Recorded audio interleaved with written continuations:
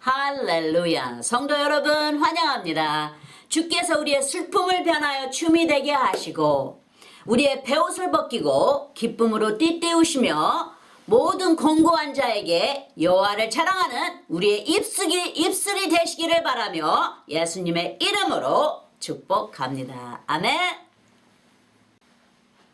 자, 그럼 먼저 기도하시겠습니다. 아버지 하나님 감사합니다. 독생자 예수님을 보내주셔서 예수님의 찬양이 되게 하시며 우리를 선대하시는 주님의 은혜와 우리의 참 사랑과 소망이 되어 주심에 주님을 향한 감사와 사랑을 고백합니다. 여호사밧 왕이 군사와 백성에게 여호와께 감사하라. 그는 선하시며 그의 인자하심이 영원하이로다 하고 외쳤을 때 갑자기 그들의 목젖치에 독착하게 되고 원수들은 여호와의 손에 다 흩어졌나이다. 우리에게도 그런 장려하신 주님을 체험하게 하옵소서. 천국과 지옥의 길을 가지고 계시는 예수 그리스도의 이름으로 간구합니다. 아멘 아멘. 오늘의 설교는 하나님의 명령하신 교회 안의 위치와 질서입니다. 성령 하나님을 우리 안에 모시고 성령 시대를 살고 있는 우리는 성령님의 가르침에 따라 순종하며 질서를 지켜나갑니다. 할렐루야. 예전 구약시대 때는 많은 율법을 그대로 지키면 된다 하여 죄를 짓지 않기 위해 율법을 지키기보다는 율법을 지키기 위해 율법에 따랐습니다. 그리하여 많은 바리새인이나 사두개인이나 서기관들이 자기들만의 종교파를 갖게 된 것이죠. 하지만 예수 그리스도의 십자가로 말미암아 구원을 받은 우리는 이 세상보다 크고 모든 만물의 능력이 되시는 성령님을 마음에 담고 그 인도하심을 받습니다. 할렐루야. 그리고 성령님의 은사와 능력 행함을 부여하셔서 하나님의 나라 교회를 이끌어 가십니다. 할렐루야. 예전이나 지금이나 영원히 변함이 없으신 성령 하나님은 지금도 변함없이 똑같은 말씀으로 명령하시며 교회 안에서 믿음의 질서를 지켜가라 하십니다. 할렐루야. 그러므로 인해 교회가 탄탄하게 자리를 잡고 그 반듯한 질서 안에서 하나님의 나라가 하나님의 뜻을 잘 받들어 양성해 가고 번창해 가며 많은 사람들에게 영적인 편안함과 안식을 줄 수 있는 하나님의 집이 세워져 가는 것이죠. 할렐루야. 그래서 주님께서 일요일을 안식하라고 우리에게 주신 축복의 날로 정하신 것이에요. 그래서 주님께 마지막 심판 때에도 백보자 심판 때에도 주님께 이 안식 주신 축복하신 이 안식일을 비켜가시면서 세상을 심판하시라 기도하라 예수님께서 말씀하셨어요.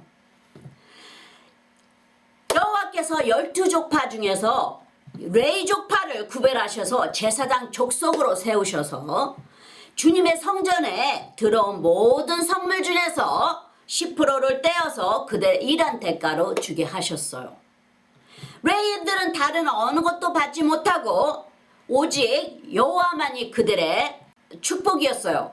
그래서 단지 하나님의 전에 이스라엘 백성들이 하나님께 드리는 예물이나 물질에서 떼어 그들에게 분배가 되었습니다. 다른 그 11족파는 다 다양하게 하나님의 축복과 그 위치를 부여받아 생활을 하지만 레위인만이 하나님께서 구별하신 족속이라 하나님의 나라를 인도해 가게 하시고 하나님께 들어 쓰임을 받은 것이죠. 그리고 레위인들은 다 성전을 중심으로 생활하게 하셨어요. 신의 정치로 하나님의 명령과 규율과 법과 질서를 가르치라 레위인에게 임하신 것이에요. 그리고 그들에게 하나님의 나라의 것을 맡기시고 하나님의 말씀을 전하게 하였습니다.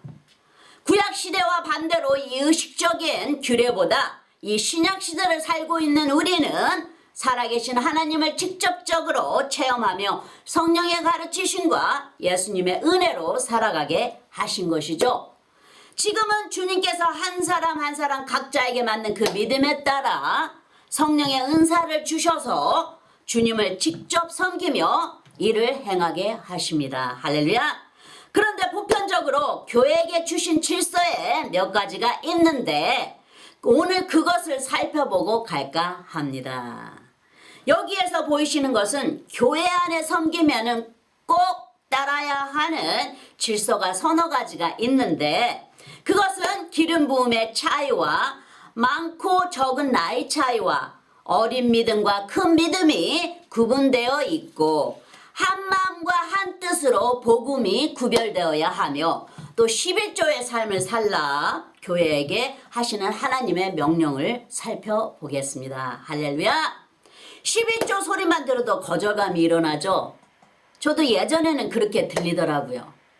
하지만 십자가가 가까이 다가옴으로 인해 주는 자는 복이 있도다 하는 말씀이 무언지를 깨우치게 된 후로는 선교나 구제나 때를 따라 풍성하게 하나님의 교회를 위해 마음을 다하는 중심의 삶을 살게 되었어요. 예수님의 집이니까요. 나를 위해 십자가에서 못 박히신 주님의 사랑을 조금이나마 주님께 나의 가진 예물로 나누는 것입니다. 주님의 나라를 위해서. 자, 그럼 교회 안에서의 질서를 따른 하나님의 첫 번째 명령은 말씀을 맡은 자와 받는 자의 위치 질서입니다. 아주 중요합니다. 갈라디아서 6장 2절에 너희가 서로 짐을 서로 지라 그리하여 그리스도의 법을 성취하라. 그러시죠? 형제의 부족함을 서로 채우라는 것입니다. 하지만 죄는 책망해야 되지만 형제의 부족한 게 있으면 우리가 서로 채워주고 그 무거운 게 있으면 그것을 같이 짊어지라는 것이에요. 주님께서. 주님이 우리의 무거운 죄를 짊어지듯이 우리는 주님을 대표해서 다른 자의 무거운 짐이 있을 때는 같이 짊어지라는 것이에요. 단지 죄는 절대로 같이 짊어지면 안 되는 것입니다. 죄는 분명히 책망하라고 그랬어요. 우리는 혼자 할 수 있는 자로 부르지 않으시고 서로 돕고 연합하는 신자들로 남들을 세워주고 부족함을 채워주는 남의 무거운 짐을 가볍게 받쳐줄 수 있는 축복의 그릇이 되도록 부르심을 받았습니다. 할렐루야. 또한 내 집은 당연히 감당하는 자라야 남은 것도 함께 쥐어줄 수 있죠. 그래서 그 다음 5절에는 갈라디아서 6장 5절에 보시면 각각 자기의 짐을 질 것임이니라. 그렇죠? 내 짐도 쥐지 못하면서 다른 사람의 짐을 지어줄 수는 절대로 없습니다. 그건 주님의 나라의 이치가 아니에요. 그리고 주님께서 먼저 채우셔야 우리가 다른 사람의 짐을 같이 짊어질 수가 있는 것이에요. 우리는 메마른 광야 생활을 거쳐 반석에서 터쳐나오는 그 생수의 맛이 얼마나 꿀 같은지 알게 됩니다. 이제 주님께서 주시는 그 광야길을 우리가 갑니다. 주님께서도 광야를 거치셨잖아요. 성령의 인도를 받아 사단이 주는 시험도 거치셨고 배고픔도 다 당하셨고 울기도 하셨고 또 주님께서 피곤도 하시고 여러 가지 인간이 겪는 것을 다 겪으셨어요. 그게 다 광야 생활을 거친 것이에요. 주님도. 그러듯이 우리도 그 광야 생활을 거칩니다. 근데 거기에서 주님께서 그 광야 생활에서 주님께서 터쳐주신 그 생수의 맛을 우리가 아주 단맛인 것을 느끼게 됩니다. 그래야 그 단맛을 남에게도 맛보게 하는 자가 될 수가 있는 것입니다. 이에 왜 모세 선지자가 광야 생활 40년을 겪어야 했을까요? 왜 세례 요한이 제일 먼저 광야에 나가서 꿀과 메추라기로 생활을 했을까요? 왜 이스라엘 백성들이 광야 생활을 40년간 거쳐야 했을까요? 왜 예수님께서 성령에게 이끌려 광야에서 먼저 사단에게 시험을 먼저 받으셔야 했을까요? 그 육의 몸을 입고 계셨기 때문에 주님의 가시는 길이었어요. 왜냐하면 주님께서 다 그것을 경험하시고 다 이루셨기 때문에 우리는 그냥 그 주님께서 이루신 그 길만 따라가면 되는 것이에요.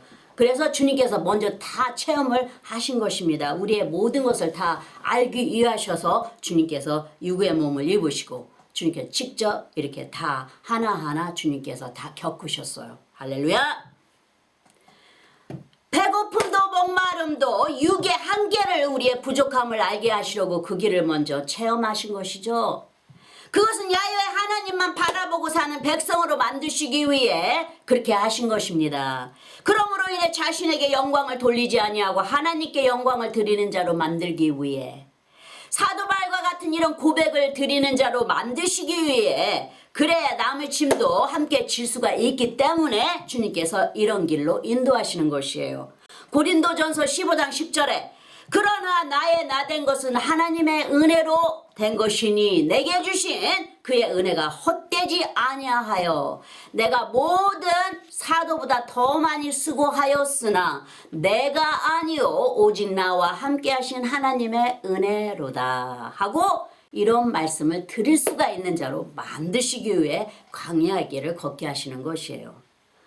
그 다음 구절 갈라디아서 6장 6절을 보시면 가르침을 받는 자는 말씀을 가르치는 자와 모든 좋은 것을 함께하라 그러시죠. 예수님을 주님으로 섬기며 연합하여 서로 화합하고 합력하는 자들이 되어 교회를 다져가는 것입니다. 갈라디아서에도 모두에게 착한 일을 하되 믿음의 가정들에게 더 잘하라고 말합니다. 갈라디아서 6장 10절에 보시면 그러므로 우리는 귀에 있는 대로 모든 이에게 착한 일을 하되 더욱 믿음의 가정들에게 할지니라. 우리는 모두에게 착한 일을 해야 되지만 믿는 자들에게 더욱더 위로를 해주고 믿는 자들은 더욱더 우리가 같이 힘이 되어주고 욕도 같이 메어주고 이 멍이도 같이 메어주고 같이 무거운 짐도 들어주라는 것이에요. 주님께서. 말씀을 맡은 자는 예수님의 양들에게 말씀의 생수를 계속해서 부어주고 채워주는 자의 모습으로 그 부르심에 합당하게 양들을 예수님의 신부의 모습이 되기까지 끝까지 오래 참고 선을 보이며 양을 예수님의 말씀으로 지팡이와 막대기 같은 사랑과 겉면으로 잘못된 길로 나아가지 않도록 완이해야 합니다. 말씀의 가르침을 받는 자는 주님의 말씀에 순종하며 교회를 위해 함께 일을 감당하고 도모하며 인도자의 그 선하심을 도모해야 됩니다. 인도자의 가르침에 맞춰 따라갑니다. 물이 위에서 흐르고 기름이 머리 위에서 부어져 수염을 타고 흘러내리듯이 하나님의 나라는 양이 목자의 힘이 되어주고 도와주는 역할을 할 수 있지만 목자에게 기름 부음을 줄 수 없음을 알아야 합니다. 이게 하나님의 이치예요. 뿐만 아니라 양은 목자에게 대드는 자세가 되면 안 됩니다. 그렇게 되면 양이 아니라 무조건 뿔로 받아치는 염소의 모습이 되겠죠. 목자가 잘못된 길을 갈 때는 기도로 조용히 도움을 주시든지 아니면 그 다니시던 교회를 나오시면 됩니다. 입으로 죄를 짓지 마세요. 그냥 감당치 못할 것 같으면 그 자리를 스스로 주님께서 나오라고 했어요. 그래서 주님께서 죄가 있는 곳에 눈먼 봉사들이나 벙어리들이나 그런 병자들을 볼 때는 주님께서 그 사는 그들의 사는 빌라지에서 데리고 나와서 치료를 해주시고 다시 그곳으로 돌아가지 말라 하신 것을 기억하시면 됩니다. 기름 부음은 오직 큰 제사장 되시는 예수 그리스도의 제사장의 기름이 그 백성들 중에서 불러 선택한 자를 통해 예수 그리스도의 이름으로 양들에게 계속해서 흘러내리도록 축복할 수 있는 자로 목자로 세우신 것이죠. 양들은 제사장을 축복하지 못합니다. 도와주고 힘이 되어주고 섬기며 기도해 줄 수 있는 것이죠. 주님께서 주님 나라의 질서를 그렇게 세우신 것이에요. 한 사람을 통해 만민이 복을 받듯이 축복은 위에서 아래로 흐릅니다. 제사장은 많은 성도들을 축복하고 영의 양식으로 먹이게 하시는 것이죠.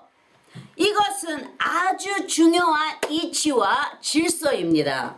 그리고 여기에 순종하시면 큰 상급이 따릅니다.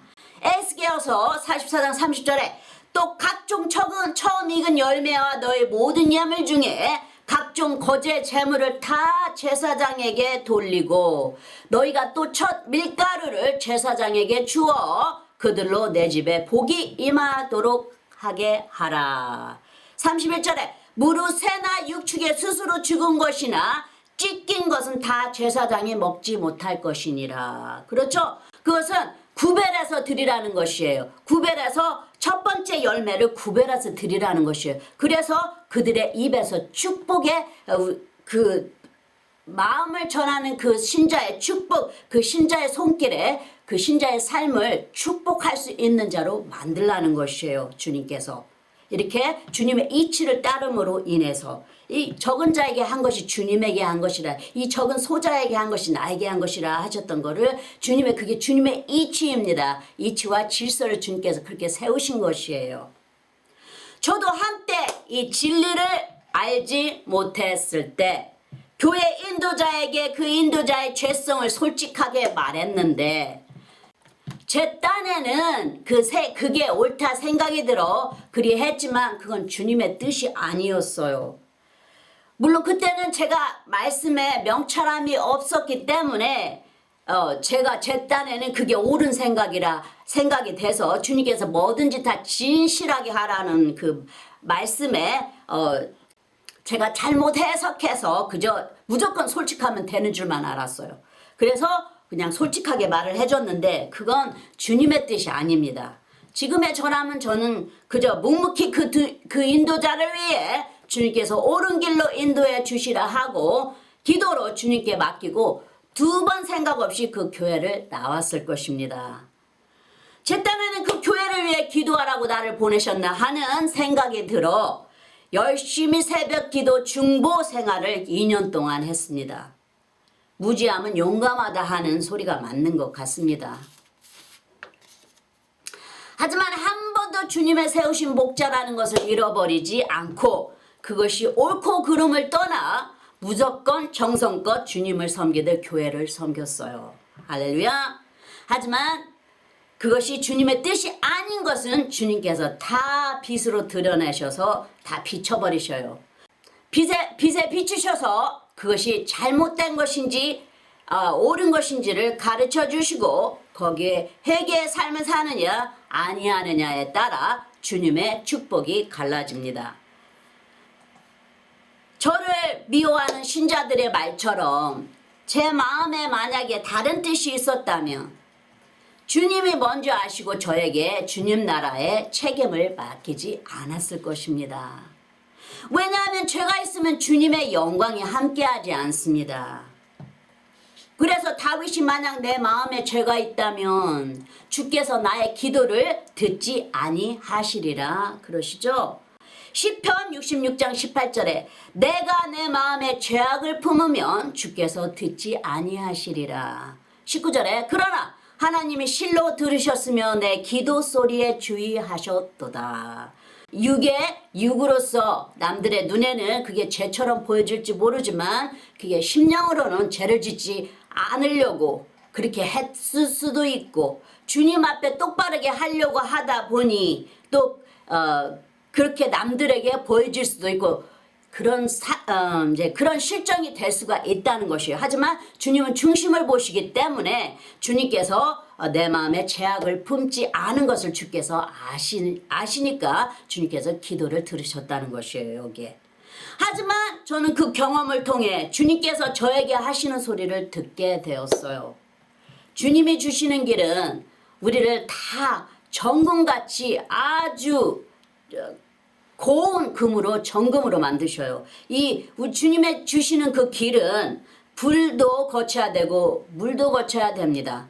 그래서 참으로 은도 7번 불 속에 들어갔다 나와야 아주 깨끗한 은이 되죠. 이 점도 흠도 없는 은이 되듯이 주님이 주시는 길은 우리도 이런 정금 같은 그런 시험을 거쳐서 이런 정금 같은 자가 되게 하시는 것이에요. 왜냐하면 그 축복의 그릇이 되어야 하니까요. 주님이 저에게 바라시는 것이 무엇인지 알게 되었어요. 그리고 세상 것이 아닌 주님의 나라를 위해 많은 것을 버리고 배우게 되었습니다. 저에게 축복이 되었어요. 악을 선하게 갚으시는 주님께서 제가 아무리 어두운 곳을 다닐지라도 주님께서 이렇게 저에게 선으로 갚으시게 된 것이에요. 예전에 저의 잘못된 습관에서 벗어나게 된 것이죠. 남의 말에 쉽게 귀를 기울이고 함께 맞장구를 치는, 한쪽 말만 듣고 다른 자의 입장은 생각지 않는 그런, 또는 함부로 남을 정죄하는 옛 모습에서, 좌우로 쉽게 치우치는 그런 예전의 모습에서 벌레가 나비가 되어 날듯이 성령께서 저의 잘못된 것들을 다 지적하셔서 다듬으시고 빚으셨어요. 많은 눈물의 회개와 함께 주님의 세우심을 받은 것입니다. 할렐루야!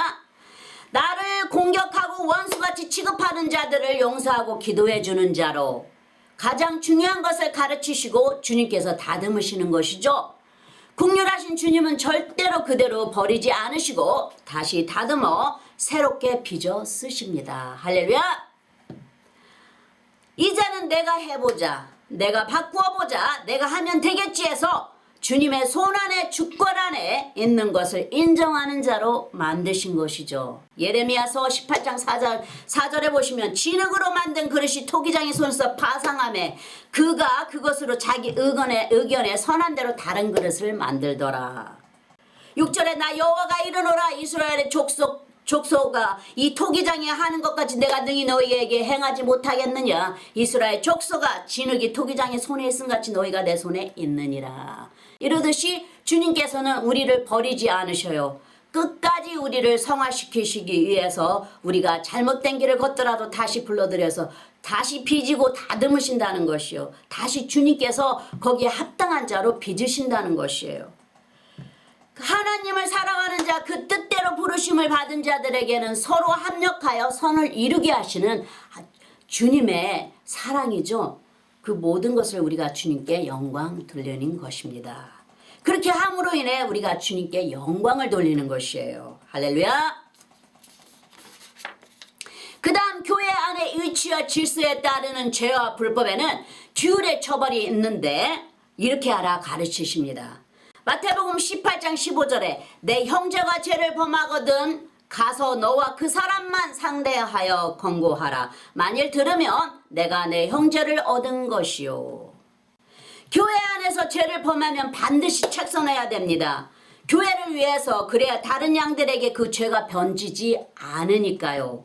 만약 말씀과 틀린 도를 믿는 자라면 옳은 진리로 가르치고 반복해서 교정해 주어야 합니다.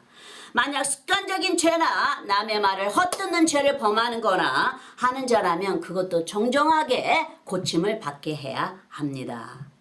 주님의 나라를 어지럽게 하고 흐트릴 수 있기 때문에 그런 것이죠.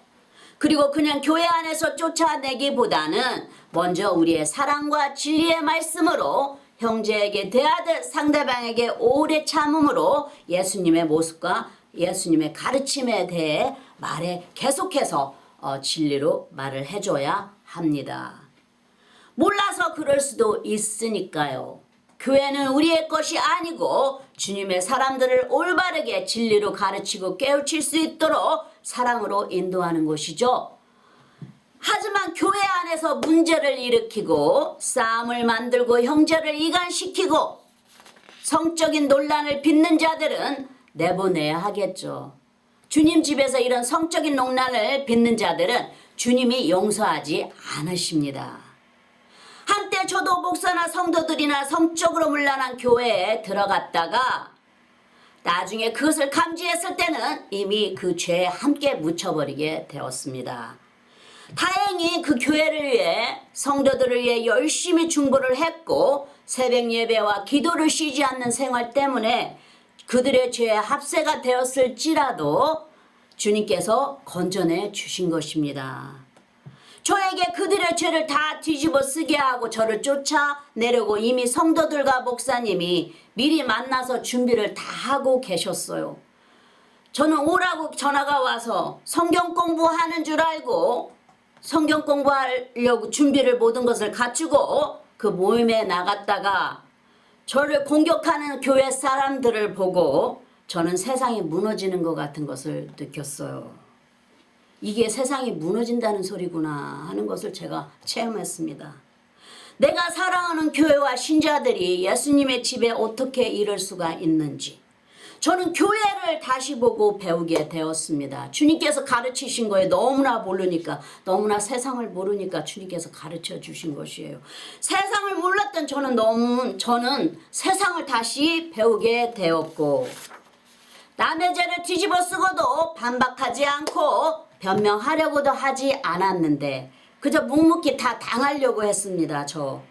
가장 걱정을 했던 것은 또 어디에 가서 기도를 할 수 있을까 하는 거였어요. 그래서 차라리 그 고생을 하느니 차라리 내가 다 뒤집어 쓰고 용서를 빌고 그저 주님께 계속 기도할 수만 해준다면, 기도하게 해준다면 여기서 그냥 계속 있으리라 마음을 먹고 있었어요. 저는 제 마음에 이런 느낌이 들리는 것 같았어요.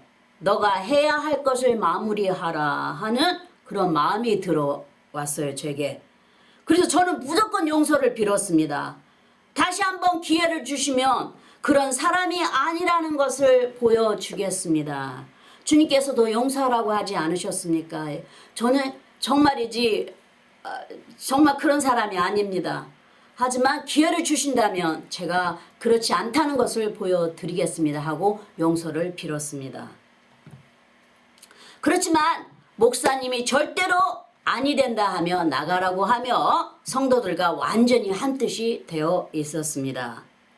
그렇지만 성령 안에 있으면 누명을 뒤집어 쓰고도 용서를 비는 자가 됩니다.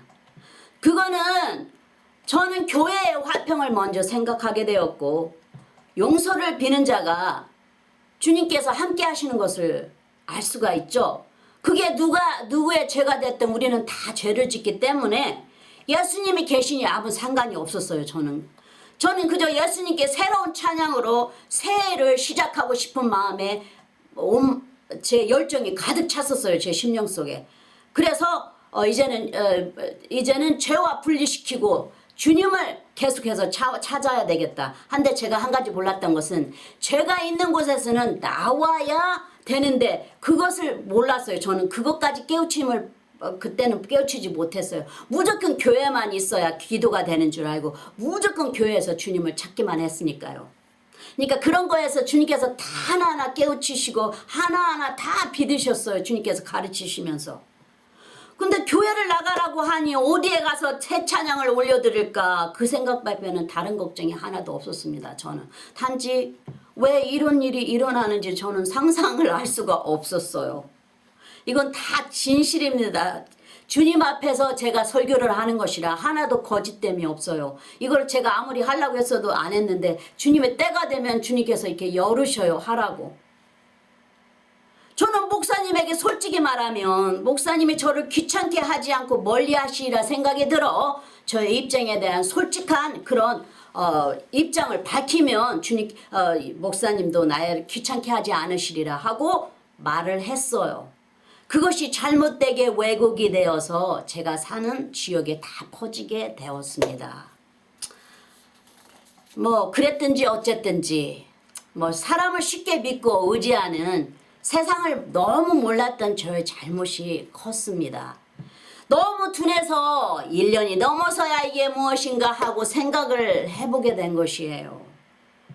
그리고도 교회를 나가서도 왜 뭔지도 잘 이해를 못했어요. 근데 처음 이제 조금씩 깨우치면서 제가 이런 것들이란 것을 깨우치게 되었어요. 너무나 세상을 몰랐어요. 제가 너무 둔해서 모르는 것입니다. 말씀에도 명철이 있어야 되는데 그러니까 주님께서 욥 선지자를 욥 선지자가 자기가 의롭다 하면서 자기의 뜻을 다 친구들에게 보이니까 주님께서 나타나셔서 명철이 없이 진리를 말하는 자는 누구뇨 하시면서 주님께서 나타나시죠. 그러듯이 이 말씀을 해석할 수 있고 말씀을 소화를 시킬 수 있는 능력이 제가 그때는 없었어요. 단지 교회를 열심히 섬기자, 성도들을 사랑하자, 목사님을 주님처럼 섬기자 이런 욕심과 열정이 너무나 많았어요. 제가 주님을 사랑하다 보니까 그런 것이 전부 다 교회로 통했어요. 그러다 보니까 제가 그런 죄 속에 빠지게 되었어요. 하지만 저는 교회는 죄를 짓는 곳이 아니고 죄를 씻기는 곳이라 생각이 됐기 때문에 그런 상황이 일어난다는 것은 상상도 못 해봤습니다. 또한 그 교회는 예수님의 가르치신 7번씩 70번까지 용서하라는 말씀을 이행하지 않은 것이죠. 저는 그저 정말 주님을 찾기 간절히 찾을 수 있도록 저를 예배를 보게 하고 찬양할 수 있도록 밀어줄 수 있는 그런 교회가 필요했어요. 근데 다 저의 그런 모습을 다 달갑게 생각지 않으셨어요. 성도님이나 교회에서. 누가복음 17장 3절에 너희는 스스로 조심하라. 만일 내 형제가 죄를 범하거든 경계하고 회개하거든 용서하라. 다 그 교회 사람들은 다 죄를 지었어요. 저는 그들의 짓는 죄를 그저 따라서 했을 뿐이고 그렇게 하지 않으면 안 되게끔 상황을 몰고 갔습니다. 그래서 저는 그저 정말 나에게 이런 예배 볼 수 있는 기도만 할 수 있는 것만 주신다면 그거야 제가 그냥 감당하겠습니다. 기도 속에서 주님께서 이 교회를 바꿔 주시겠죠 하는 그 담대함도 있었고 아주 무지함도 있었습니다. 제가 4절에 만일 하루 7번이라도 내게 죄를 넣고 7번 내게 돌아와 내가 회개하노라 하거든 너는 용서하라 하시더라. 하지만 저는 주님께 죄를 지은 것이지 사람들에게는 죄를 짓지 않았습니다. 정말 사랑으로 신자들에게 대하였고 정말 사랑으로 교회를 섬겼어요. 그게 옳든지 나쁘든지 무조건 그저 순종을 해라 했고 거기에 그 교회를 살리기 위해서 그저 저는 예배 속에서 살아남기 위해서 저는 거기에서 최선을 다했습니다.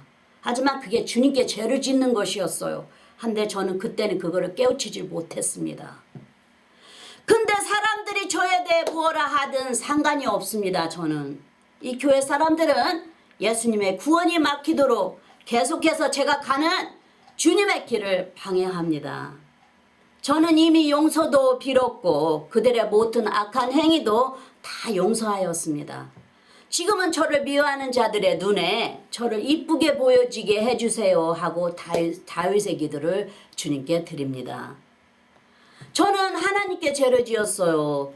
교회 사람들에게는 죄를 짓지 않았습니다.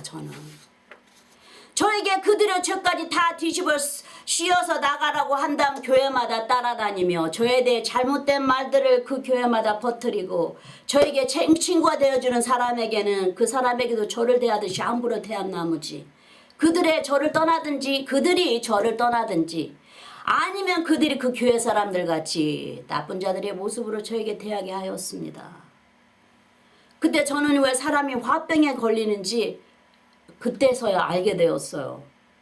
저는 너무 억울했지만 하나님께 매달렸어요. 주님, 저는 주님 앞에 죄를 지었습니다. 제가 주님을 사랑한 나머지 아무것도 모르는 채 그저 열정만 가지고 주님의 나라를 주님의 전에서 주님께 죄를 지었습니다. 하고 주님께 아뢰며 주님께 용서해달라고 빌었어요.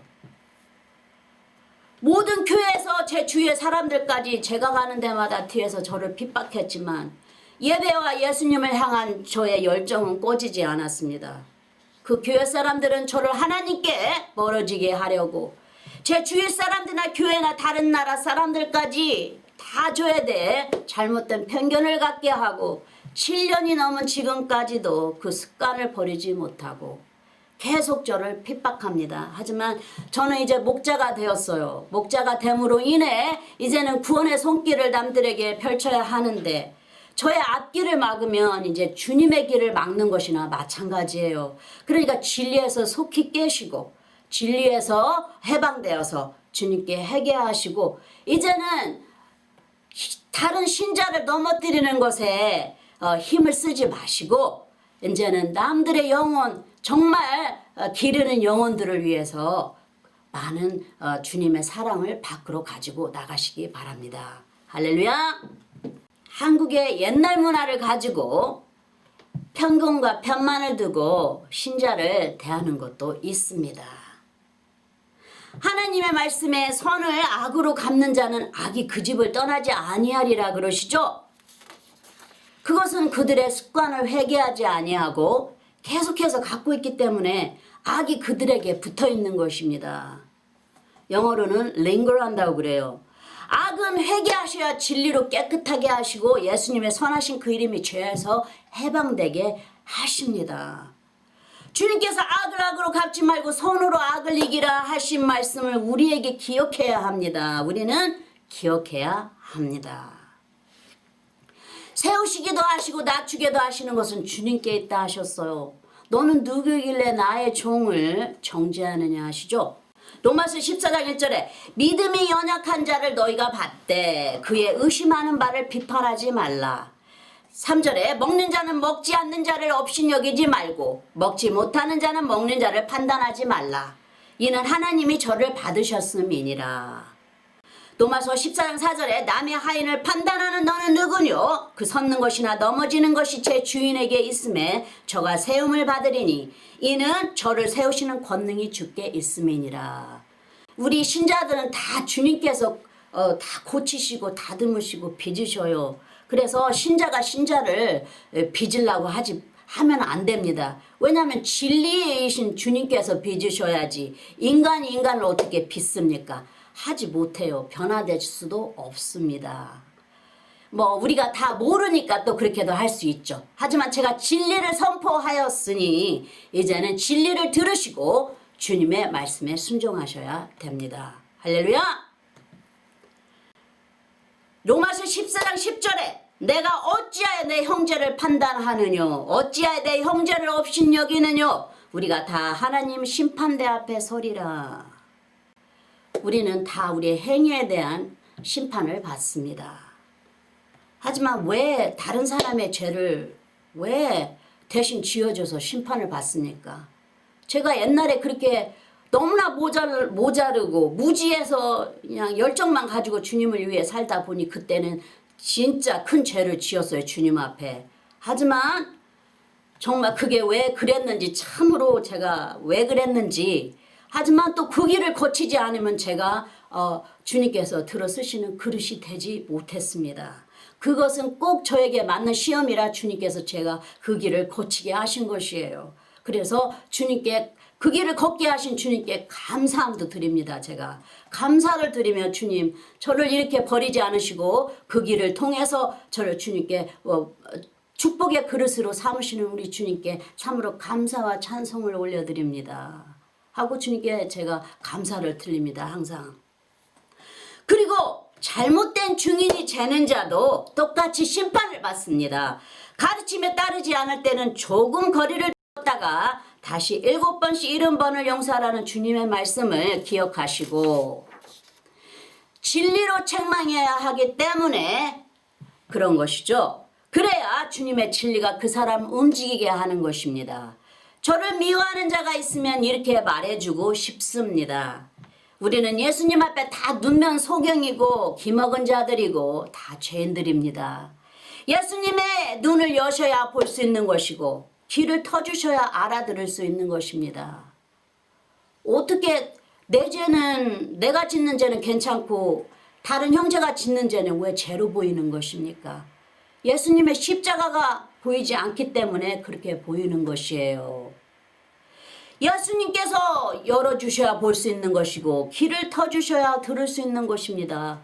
같은 소경끼리는 소경을 고치고 훈련하고 훈계하지 못합니다. 그리고 예수님은 진리의 빛이시라 어둠에서 도모하고 꾸며내서 일하지 않는 것을 알아야 합니다. 주님은 어둠에 있는 것들을 빛으로 비춰주라고 그랬어요. 악을 선으로 갚으라고 그랬어요. 주님께서는. 예수님도 사도 베드로에게 주님이 죽는 일은 없을 것입니다 하고 열정을 가지고 주님께 주님 절대로 그게 되지 않을 것입니다 했지만 주님께서 사단아 물러가라 하시잖아요. 베드로 사도에게. 왜냐하면 아무리 선하게 보여도 주님의 뜻이 아니기 때문에 그렇습니다. 주님의 이치와 질서가 아니기 때문에 그래요. 자, 그럼 몇 구절 보겠습니다. 잠언 11장 8절에 사특한 자는 입으로 그 이웃을 망하게 하여도 의인은 그 지식으로 말미암아 구원을 얻느니라. 구원받은 자니까 지식으로 진리로 그 구원받은 자를 죄에서 건져내야 되는 것이에요. 그래서 지식으로 말하라는 것이 주님의 진리로. 그 사특한 자는 입으로 그 이웃을 망하게 한다 하죠. 그래서 왜 이웃을 같은 믿는 신자를 망하게 하는 것입니까? 이웃에 돌아다니면서 말을 번져봤자 그 신자가 잘못돼서 건지는 게 무엇입니까? 이익이 되는 게 무엇입니까? 하나님의 심판밖에 받지 않는 것이에요. 잠언 19장 9절에 거짓 중에는 벌을 면치 못할 것이요 거짓말을 내는 자는 망할 것이니라. 다 주님의 심판이 있다는 것을 주님께서 가르치고 계시는 것이에요. 이게 거짓 중에는 안 된다는 것이에요. 거짓말을 내도 안 된다는 것이에요. 왜 남의 죄를 내가 대신 집니까? 그죠? 예전에는 그랬어요. 하지만 이제 주님께서 그 길을 거쳐 저에게 아주 큰 주님의 뜻을 가르쳐 주셨어요. 잠언 3장 29절에 내 이웃이 내 곁에서 안연히 살거든 그를 모해하지 말며 30절에 사람이 내게 악을 행하지 아니하였거든 까닭없이 더불어 다투지 말며. 제가 다른 사람들에게 뭔 잘못을 했는지 저는 알지 못해요. 하지만 그들이 나를 해하려고 한다는 건 저는 알고 있습니다.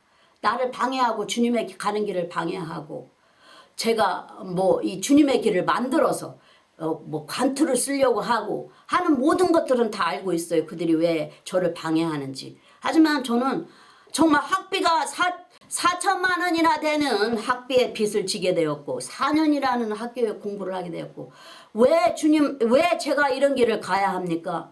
주님의 뜻을 알기 때문에 가는 것이에요. 저는 그 주님을 모르줘서는 살 수가 없으니까요. 사도 바울이 내가 이것을 행하지 아니하면 내게 화가 있으리로다 하신 것처럼 저에게 화평이 없고 편하지가 않기 때문에 저는 그저 순종하고 가는 것입니다. 누가 이렇게 큰 빚을 빚으며 자기 시간을 내서 주님 앞에 이렇게 살려고 노력하는 사람이 어디가 있습니까? 이것은 주님께서 부르셨기 때문에 순종하고 가는 것이에요.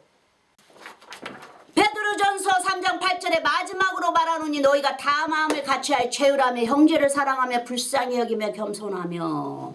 다 주님의 선하심만 배우라는 것이에요. 따라가라는 것이에요. 사랑하라는 것이에요. 겸손함으로. 9절에 악을 악으로 욕을 욕으로 갚지 말고 도리어 복을 빌라 이를 위하여 너희가 부르심을 입었으니 이는 복을 유업으로 받게 하려 하심이라. 우리는 복을 주는 자들이에요. 같은 형제를 욕먹이고 같은 형제를 참으로 그 구덩이에 빠뜨리는 자들이 아니에요. 베드로전서 3장 10절에 그러므로 생명을 사랑하고 좋은 날 보기를 원하는 자는 혀를 금하여 악한 말을 그치며 그 입술로 개울을 말하지 말고 11절에 악에서 떠나 선을 행하고 화평을 구하여 이를 쫓으라. 그러시죠? 그러니까 절대로 생명을 사랑하고 좋은 날 보기를 원하는 신자들은 하나님의 좋은 선물을 받기를 원하는 자들은 하나님의 좋은 축복을 받기를 원하는 자들은 악에서 떠나서 선을 행하고 화평을 구하여 이를 이루라 하시는 것입니다. 할렐루야. 고린도전서 15장 33절에 속지 말라 악한 동무들은 선한 행실을 더럽히나니. 왜 남의 죄를 다시 내가 가지고 다시 징어집니까? 그러지 마세요. 주님의 심판이 있어요. 주님께 축복을 받으셔야지 왜 남의 죄를 대신 짊어지고 주님의 훈계를 받으시려고 하십니까? 주님의 심판을 받으려고 하십니까? 주님의 축복이 임하지를 못해요. 그렇게 하시면. 34절에 깨어 의를 행하고 죄를 짓지 말라. 하나님을 알지 못하는 자가 있기로 내가 너희를 부끄럽게 하기 위하여 말하노라. 그렇죠? 아는 자는 깨어서 의를 행하여야 됩니다. 그리고 죄는 짓지 마세요. 주님께서 짓지 말라고 했어요. 죄는 짓지 말라. 그러셨으니까 안 지으시려고 노력해야 됩니다. 우리는. 알지 못하는 자의 우리는 본이 돼야 합니다. 하지만 이렇게 함으로써 알지 못하는 자에게 우리가 또 가르침을 줄 수가 있는 것이에요. 그 다음 위치와 질서는 마태복음 18장 16절에 만일 듣지 않거든 한두 사람을 데리고 가서 두세 중인의 입으로 말마다 중창케 하라. 마태복음 18장 17절에 만일 그들의 말도 듣지 않거든 교회에서 말하고 교회 말도 듣지 않거든 이방인과 세리와 같이 여기라. 처음 상대방과 대면해서 말을 듣지 않는다면 한두세 사람을 데리고 와서 말하라 합니다. 그것도 듣지 않으면 교회에 말하라. 그것도 아니 되면 이방인과 같이 여기라. 그렇게 말합니다. 하지만 거꾸로 교회가 가르치는 대로 따르지 않는다 해서 교회가 이렇게 해라 저렇게 해라 해서 그거를 따르지 않는다 해서 신자가 보기에는 그때는 그 신자가 주님께서 훈련하실 때 주님께서 인도하실 때 주님께 바라시는 소망이 있어요. 그 심령 속에. 그렇기 때문에 거기에 그 사람들이 시키는 대로 하지 않을 수도 있어요. 그렇기 때문에 주님한테 순종하기 위해서 그렇게 한다 해서 함부로 신자를 내 맘대로 내치거나 그렇게 하면 안 됩니다. 교회에서 쫓아내거나. 왜냐하면 주님이 교회의 주인이신데 그렇게 되면 신자들이나 뭐 목사님들이 다 주인이 되는 거예요. 교회에. 그런다면 어떻게 이 신자는 감당을 합니까? 생각해 보세요. 어떻게 그 많은 숫자를 감당합니까? 그 공격하는 숫자들을 온 교회 사람들이 함께 입을 맞춰서 서로 뜻을 모아가지고 선한 것에 뜻을 모으면 영혼들이 구원을 받고 생명을 얻을 텐데 악한 것에 뜻을 모으니까 신자를 죽이는 거나 똑같습니다. 차라리 그 목에다 맷돌을 메우고 바다에 던지우라 하지 않습니까? 주님께서. 이미 다른 교회들까지 그 죄로 함께 묶이게 하여서 교회들의 위치와 질서에 입을 막아버리면 진정으로 필요한 정의와 공평을 그 형제자매는 어디에 가서 하소연을 해야 됩니까? 물론 하나님 아버지께 다 아뢰지만 말이죠. 다윗도 사울 왕에게 핍박을 받을 때 사무엘 선지자에게 가서 위로를 받지 않습니까?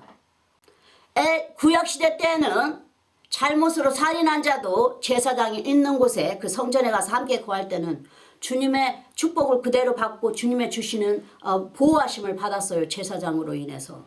그랬는데 이렇게 만약에 교회에서 성도 하나를 물리치기 위해 자기들이 원하는 데 따르지 않는다고 해서 그 성도 하나를 죽여버리면 도대체 그 성도는 어디로 갑니까?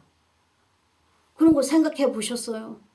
얼마만큼 해야 그만큼 죽일 만큼 그 성도를 죽일 만큼 그런 일을 하게 됩니까?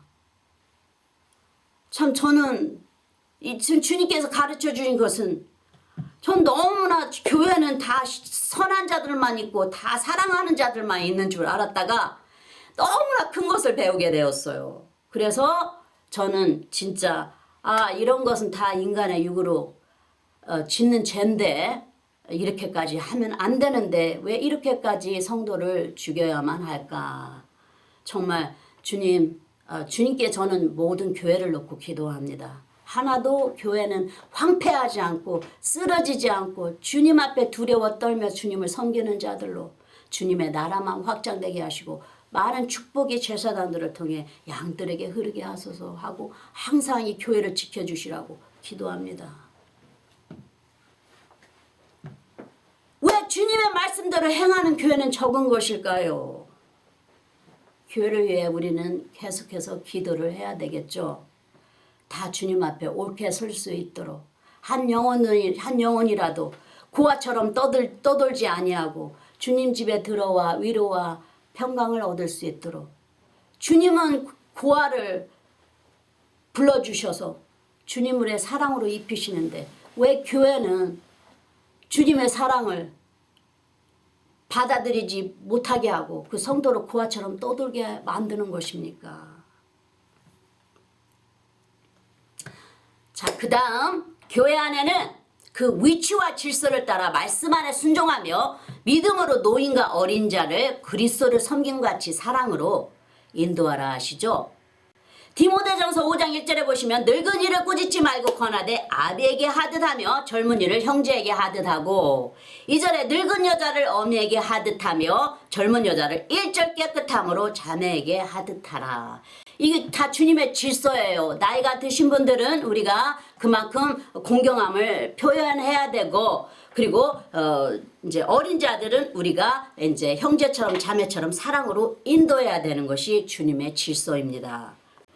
17절에 잘 다스리는 장로들을 배나 존경할 자로 알되 말씀과 가르침에 수고하는 이들 더할 것이니라. 왜냐하면 진리를 맡은 자들이기 때문에 교회의 순서를 교회를 질서 있게 다스리는 자들이기 때문에 더 존경할 자로, 배나 존경할 자로 여기라는 것이에요. 이제 이런 마음가짐과 모습을 가질 때 교회가 진정으로 탄탄하게 서가고 주님의 영광이 함께하는 교회가 되는 것입니다. 레위기 19장 32절에 너는 샘 머리 앞에 일어서고 노인의 얼굴을 공경하며 내 하나님을 경외하라.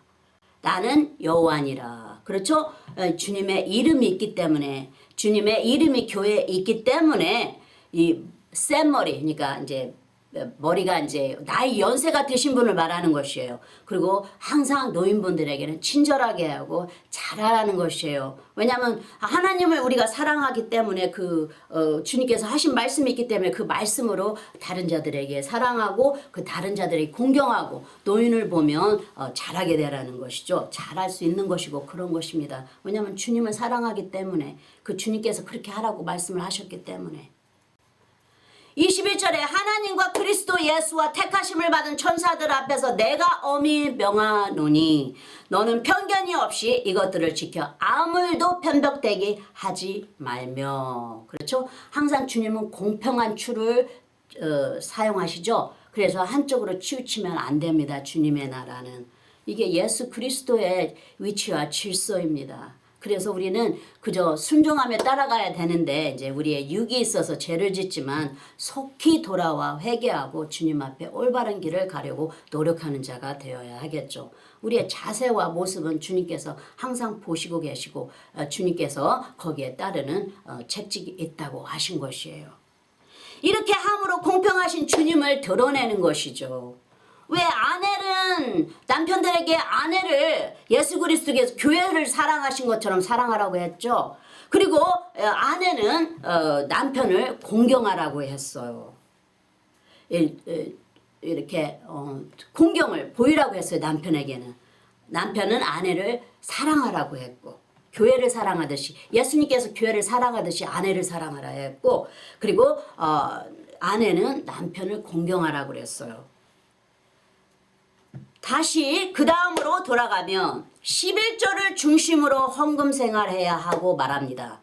말라기 3장 3절에 그가 은을 연단하여 깨끗게 하는 자같이 앉아서 레위 자손을 깨끗게 하되 금은같이 그들을 연단하리니 그들이 의로운 재물을 나 여호와께 드릴 것이라. 그러니까 주님께 드리는 것은 다 의로운 것이에요. 8절에 사람이 어찌 하나님의 것을 도적질하겠느냐 그러나 너희는 나의 것을 도적질하고도 말하기를 우리가 어떻게 주의 것을 도적질하였나이까 하도다. 이는 곧 11조와 헌물이라. 그렇죠? 주님의 11조는 주님 것이라는 것이에요. 그 헌물도 이제 나에게 돌아오는 거, 나에게 이제 첫 번째 돌아오는 것을 주님께서 다 걷어서 주님께 드리는 것이죠. 교회에 드리는 거, 목사님께 드리는 거, 이제 뭐 그런 것들이 다 이제 11조와 헌물이라고 말하는 것입니다. 9절에 너희 곧 온 나라가 나의 것을 도적질하였으므로 너희가 저주를 받았느니라. 이거는 이스라엘 백성들이 다 주님의 것을 도적질했다 하죠. 왜냐하면 11조로 제대로 드리지 않으니까. 그리고 다 병든 것들을 골라서 주님 앞에 드렸으니까 주님께서 도적질 했다 그러고 저주를 받았느니라 하시는 것이에요. 분명 11조를 하지 않으면 하나님 것을 도적질한 자가 되고 저주를 받았느니라 주님께서 말씀하시는 것이에요. 말라기 3장 10절에 만군의 여호와가 이르노라 너희의 온전한 11조를 창고에 들여 나의 집에 양식이 있게 하고 그것으로 나를 시험하여 내가 하늘문을 열고 너에게 복을 쌓을 곳이 없도록 붙지 아니하나 보라. 그렇죠? 11조를 내는 자에게는 주님께서 이렇게 큰 복을 내리신다는 것을 약속하셨어요. 정말 11조로 내시는 분들은 진짜 주님께서 계속해서 그 가정에 부어주시는 생수가 마르지를 않습니다. 계속해서 불어납니다. 주님 11조 내시면. 근데 한번 해보셔야 그것도 체험하게 되시는 것이에요. 근데 억지로는 못합니다. 주님은 즐겁게 되는 자를 받으셔요. 그래서 이제 마음의 준비가 되셨을 때는 하셔야 됩니다. 왜냐하면 주님께서 그 마음의 준비도 주님께서 주셔요. 11조 생활을 하라. 그랬을 때 저도 큰 집 살았던 것을 다 팔아버리고 적은 집으로 이사를 가고 11조 생활을 충실하게 했었어요. 뭐 물론 이제는 이제 부르심을 받아서 이제 또 이제 거기에 내는 것이 틀리지만 이제 저는 그런 모습을 살려고 열심을 냈었어요. 한데 주님께서 그만큼 채워 주시더라고요. 11조를 하는 자와 하지 않는 자의 차이가 있다는 것입니다. 그리고 저주가 그들에게 임하였다는 것이에요. 내지 않는 자들에게는. 왜냐하면 주님께서는 후이되어 누르고 흔들어서 넘치도록 하여 우리의 헤아린 만큼 더하여 채워주시라 연약하시죠. 그리고 주님의 말씀은 한 번 하신 말씀은 그대로 이루셔요. 속히 이루십니다. 그래서 주님께 마음을 드리는 분들, 나의 가진 재산을 나누시는 분들은 분명히 주님께서 그 가정에 축복을 주십니다. 누가복음 12장 34절에 너희 보물 있는 곳에는 너희 마음도 있으리라. 그렇죠? 분명히 주님께서 우리의 마음이 있다는 것이에요. 우리가 주님께 그만큼 우리의 헌물을 드릴 때는 이제 헌금을 드릴 때는 우리의 마음이 주님 앞에 그만큼 가 있다는 것을 표현하는 것이죠. 여기에서도 모든 교회 내는 것들은 하늘의 창고에 쌓인다는 것을 주님께서 말씀하고 계시는 것이에요. 모든 것을 그러니까 주님께서 너희가 모든 선한 것을 하되 모든 것을 하되 예수의 이름으로 하고 가르치지 않습니까?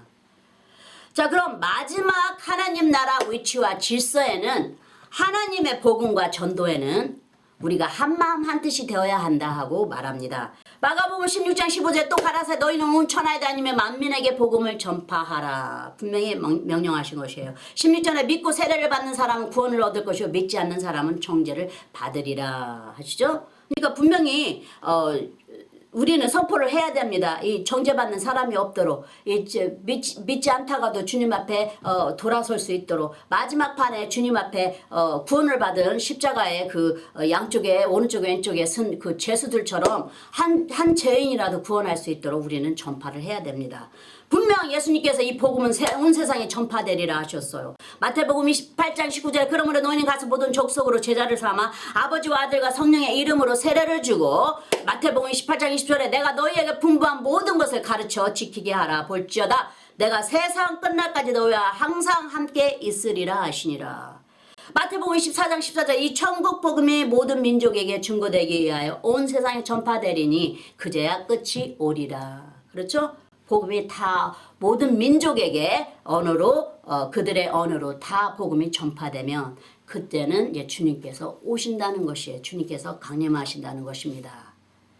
말씀을 요약합니다. 교회 안에 섬기면은 꼭 따라야 하는 하나님의 나라의 질서와 이치와 질서가 있는데 성령님의 기름 부음의 위치와 많고 적은 나이 차이와 섬김과 어린 믿음과 큰 믿음이 구분되어 있고 한 마음과 한 뜻으로 복음이 구별되어야 하며 또 11조의 삶을 살라 교회에게 하시는 하나님의 말씀을 들었습니다. 할렐루야.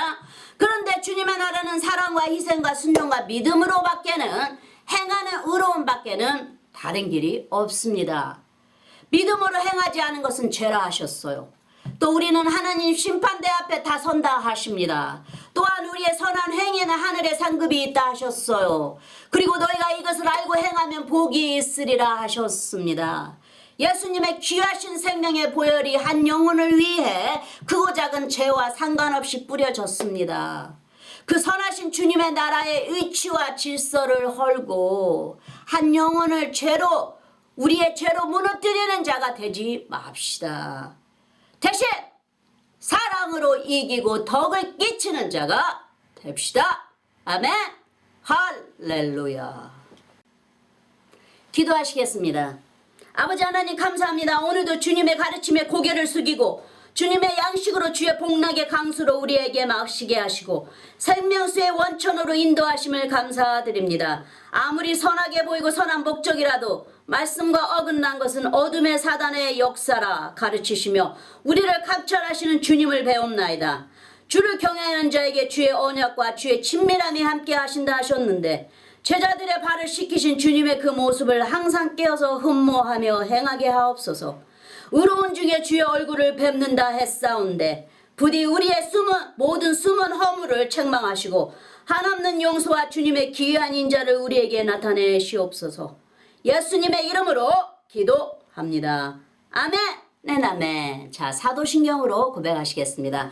전능하사 천지를 만드신 하나님 아버지를 내가 믿사오며 그 외아들 주 예수 그리스도를 믿사오니 이는 성령으로 잉태하사 동정녀 마리아에게 나시고 본디오 빌라도에게 고난을 받으사 십자가에 못 박혀 죽으시고 창사한 지 사흘 만에 죽은 자 가운데서 다시 살아나시며 하늘에 오르사 전능하신 하나님 우편에 앉아 계시다가 저리로서 산자와 죽은 자를 심판하러 오시리라. 성령을 믿사오며 거룩한 공예와 성도와 서로 교통하는 것과 죄를 사하여 주시는 것과 몸이 다시 사는 것과 영원히 사는 것을 믿사옵나이다. 아멘.